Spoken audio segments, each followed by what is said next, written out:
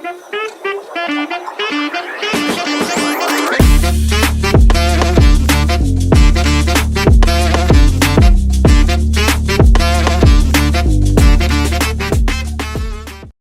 back to the Community Corner podcast, where we explore the companies in the S500 through the lens of behavioral finance. I'm Arnav. And I'm Nikhil. Today, we're focusing on Intercontinental Exchange Inc., commonly known as ICE, a global leader in financial markets and technology. ICE operates exchanges, clearinghouses, and data services for financial and commodity markets. We'll be discussing how behavioral finance impacts their decision-making, diversity and inclusion efforts, adaptation to different markets, and how they compare to other companies in the industry. Let's get started. ICE has been a dominant force in the financial services and market infrastructure industry for years. From a behavioral finance perspective, how do biases like overconfidence and the anchoring effect influence their decision-making, especially in areas like market expansion and product development? Overconfidence is particularly relevant to ICE approach, especially in their market expansion and product development strategies.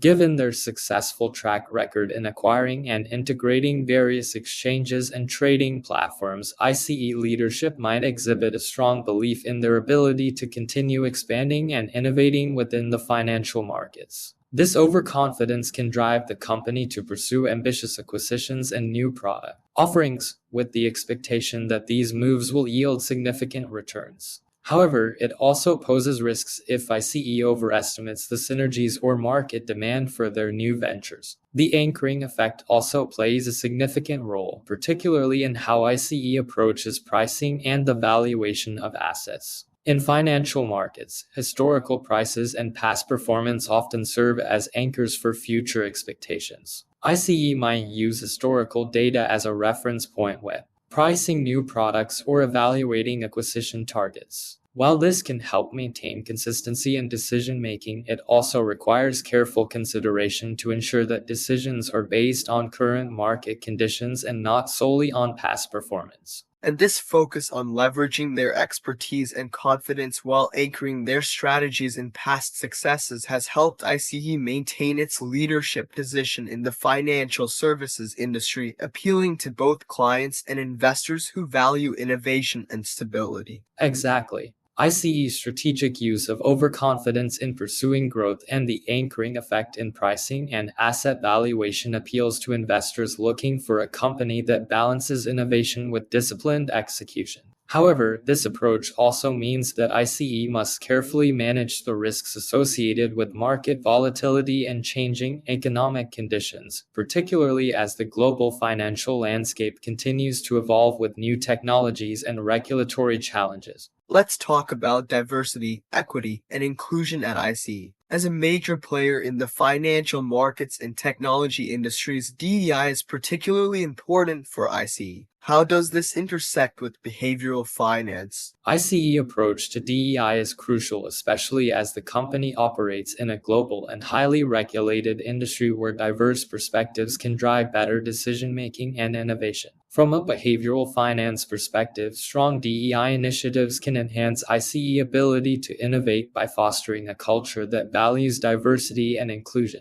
A commitment to DEI allows ICE to attract and retain top talent from various backgrounds, which is essential for maintaining its competitive edge in financial markets and technology. For investors, ICE focus on DEI can signal that the company is socially responsible and aligned with modern societal values, which can enhance its reputation and appeal to ESG-focused investors. Additionally, DEI efforts can help ICE build stronger relationships with clients, partners, and regulators, reinforcing its brand as one that values inclusivity and ethical leadership. Investors are increasingly considering DEI when evaluating companies, especially in financial services and technology, where the ability to foster inclusivity and innovate is critical to long-term success. That's right. By embedding DEI into their corporate culture and market strategies, ICE not only improves its ability to serve a broad range of stakeholders but also strengthens its market position and attractiveness to socially conscious investors. Moving on to global markets, ICE operates in numerous countries, providing market infrastructure and data services to financial institutions worldwide. How does the company adapt to different market conditions, and what role does behavioral finance play in this? ICE Global strategy involves tailoring its market infrastructure and data services to meet the specific needs and regulatory requirements of different regions while maintaining its core focus on innovation and stability. From a behavioral finance perspective, this adaptability is crucial for managing the risks associated with operating in diverse markets. ICE ability to navigate complex international regulations such as those related to financial markets, data privacy, and trading standards allows it to maintain a strong global presence. The company approach to understanding local market dynamics and adapting its strategies accordingly helps mitigate risks associated with regulatory changes, economic fluctuations, and cultural differences. By ensuring that its services are relevant and compliant in different regions, ICE can continue to expand its market share and strengthen its global brand. And this adaptability is essential for ICE, especially as they face competition from both local exchanges and other global financial services giants. Their ability to maintain their brand's relevance and leadership in different markets is key to their continued success. Exactly. ICE focus on understanding local market dynamics and adapting its strategies accordingly allows them to remain a dominant player in the financial services industry while staying ahead of emerging trends and challenges. However, this also requires them to be proactive in responding to changes in global economic conditions, regulatory environments, and competitive pressures. Now, let's compare ICE to other companies in the financial services and market infrastructure sectors like CME Group, Nasdaq, and London Stock Exchange Group. How do the behavioral finance dynamics differ? ICE dynamics are often compared to other financial market giants like CME Group, Nasdaq, and London Stock Exchange Group, particularly in their approach to market expansion, technology innovation, and competition. ICE's strength lies in its diversified portfolio of exchanges, data services, and clearinghouses appealing to investors looking for a company that balances growth with stability. CME Group, with its focus on derivatives and futures markets, appeals to investors interested in a company that emphasizes risk management and global trading. Nasdaq, known for its leadership in technology-driven trading platforms and listings, attracts those looking for a company that is driving advancements in electronic trading and market technology. London Stock Exchange Group, with its focus on European markets and financial data, appeals to investors interested in companies that are at the forefront of global financial infrastructure. ICE behavioral finance dynamics are shaped by its reputation for innovation, strong global presence, and adaptability,